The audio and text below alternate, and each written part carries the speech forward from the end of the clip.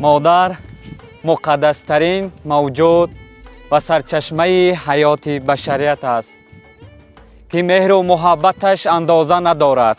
وصف مادر در ادبیات تاجیک جای خاصه داشته، بزرگان او را رمز جاویدانی و مقدسترین گوهر نایاب می دانند. مادر آن سرچشمه جوشان حیات است که هستی ما را از فیض خود شاداب می گرداند.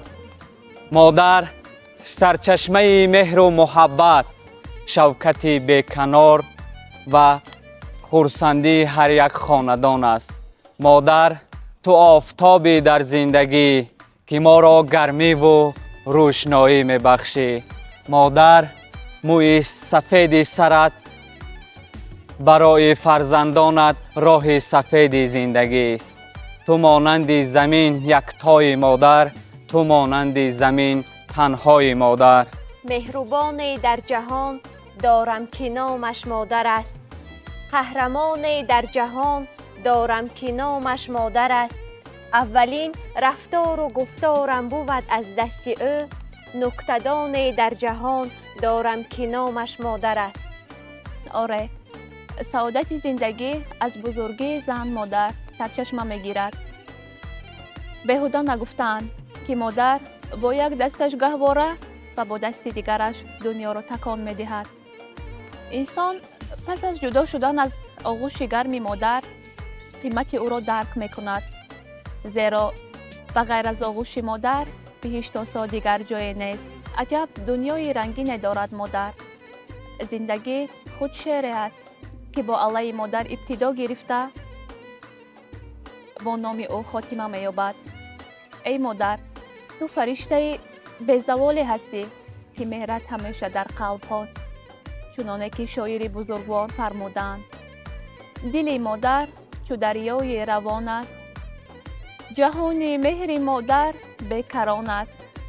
ثنا بادا محمد را که گفتا بهشت زیر قدم مادران است. مادر بانوی هر یک خاندان است. حسن بخش زمین و نصرت بخش روح انسان است. نفس مادر نسیمی است که بر جان انسان آرامش می بخشد. چهره مادر برای ما عزیز و مقدس است. تبسم مادر بر روح ما آرامی می بخشد.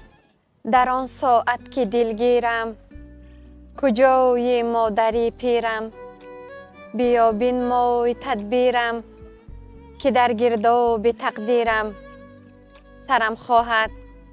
سرم خواهد نوازش های دستان تو را امروز.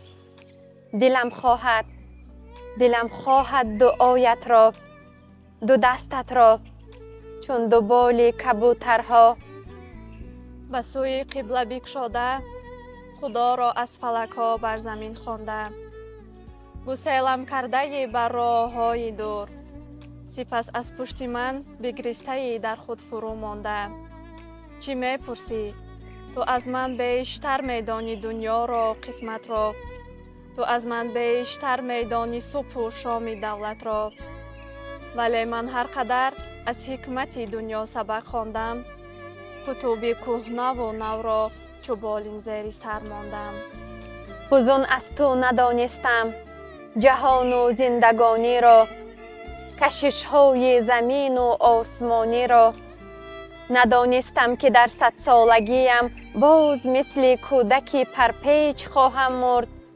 ندانستم که بعد شیر پاک تو فقط افسوس خواهم خورد، فقط افسوس خواهم خورد.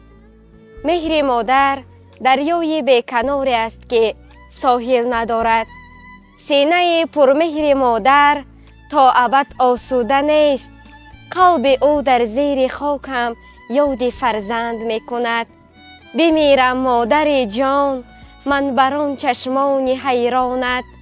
بر آن رخسار زیبا و بر آن موی گلفشانت تو ما را از محبت درس عبرت داده مادر ز مکتب خانه مهرت صداقت داده مادر همه حرف و هجای تو به عالم سروری دارد به حرف مادری تو خدا هم باوری دارد کف دست دعایت صفحه آیات قرآن است ز سر تا ناخن پای تو ایمان است در این عالم خدا هم در پناه خود نگهبان است کسی که قدر مادر را نداند نامسلمان است اگر درد کند جانت فقط مادر می سوزد به شمع قلب سوزانت فقط مادر می سوزد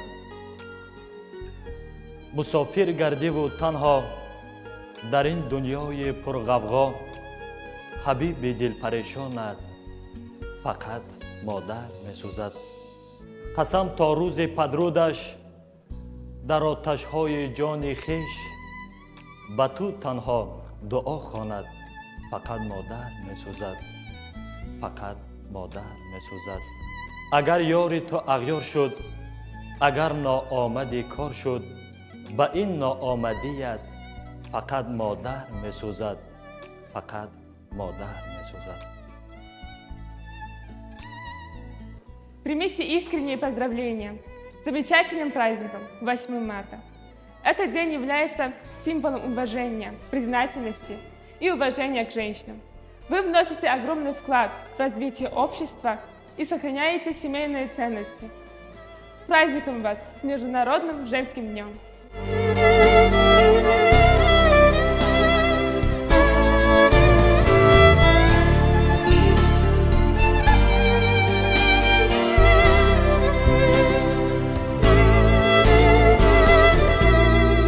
ассалому алайкум муаллимаҷон. иди болвон муборак бошад.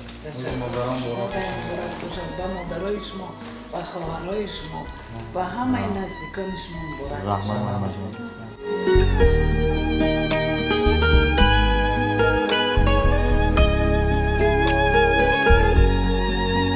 محمد ассалому алайкум азиз. рӯзи модарон муборак бошад. جنت که رضای مادران است در زیر قدوم مادران است